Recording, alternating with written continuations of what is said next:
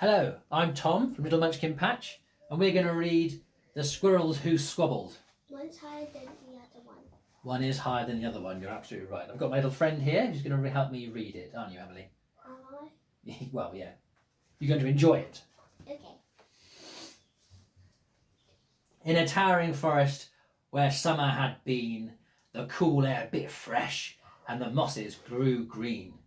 And as autumn edged in, and the sky raged red, the sleepiest creatures got ready for bed. While up in a tree swung a flighty young squirrel, who everyone knew as Spontaneous Cyril. Now, most forestry folk had seen to their needs through the plentiful months of mushrooms and seeds. They built up their stores so they'd all be well fed through the frosting of winter that glittered ahead. But Cyril, he lived in the now and the here. He'd adventured and partied his way through the year. So his cupboard was empty, his hollow was bare. He hadn't a mouthful of food anywhere.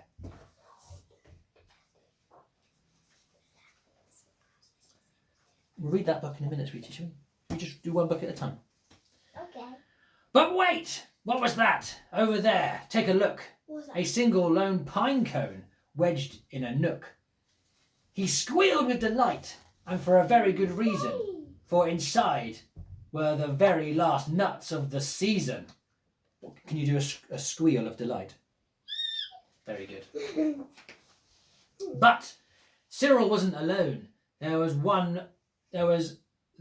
more hungry eyes.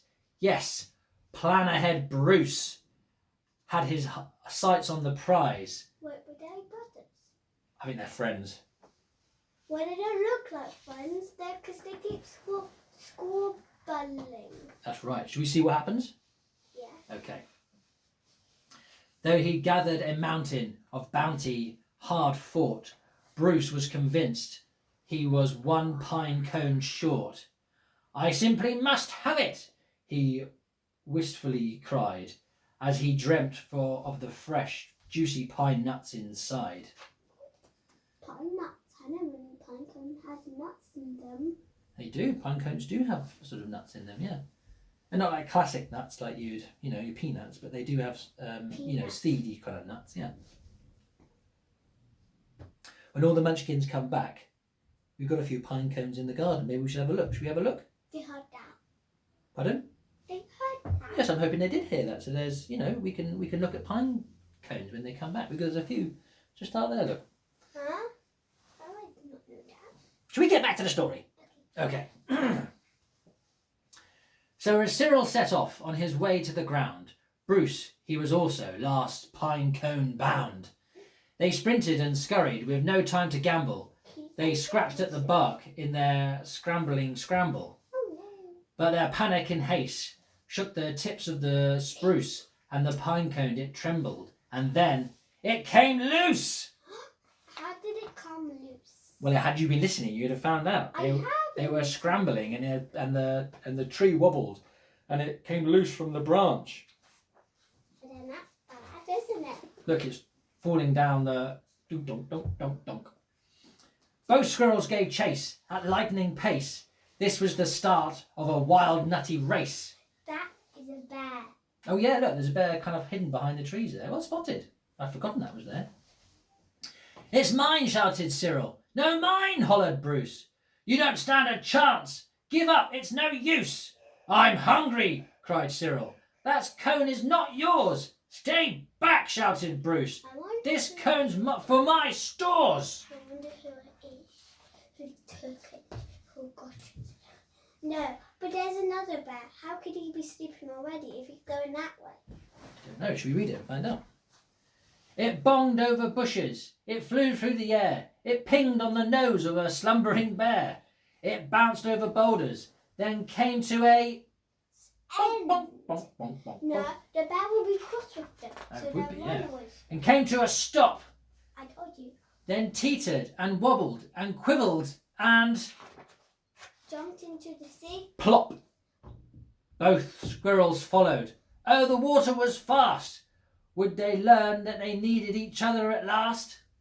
But each was intent on how he could win, so they didn't quite notice a bird sweeping in. I know, he's going to take the pine cone and he's going to eat it. Do you think so? Should we read it and find out?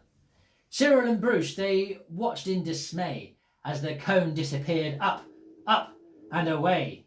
Come back, shouted Squirrel. There are nuts, exclaimed Bruce. But all hope was gone. It was simply no use. And meanwhile they drifted right up to the ledge. Greed, it was driving them. The waterfall. Right over the edge. Hey. Cyril and Bruce, they had taken a fall. They were paying the price for wanting it all. They had squandered their chances to team up and share. Would their nutty young hope simply end in despair? I don't know, but there was a fish really weird. Bruised and bedraggled, they swept past dry land. Cyril grabbed a branch with a trembling hand. Catching Bruce with the other, he heaved and he huffed and dragged him to safely with panting and puffs. Look at his tongue.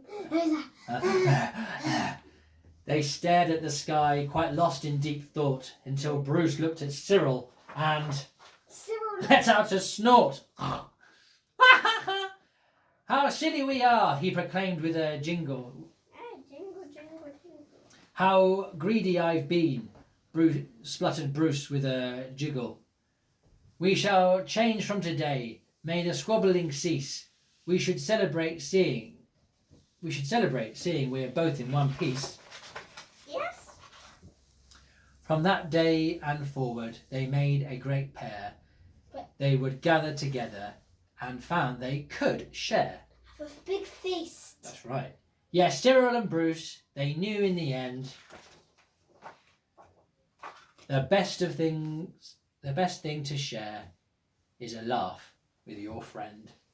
Look, we have those two of those books. We do. Should we read them next? This one. Okay, the end.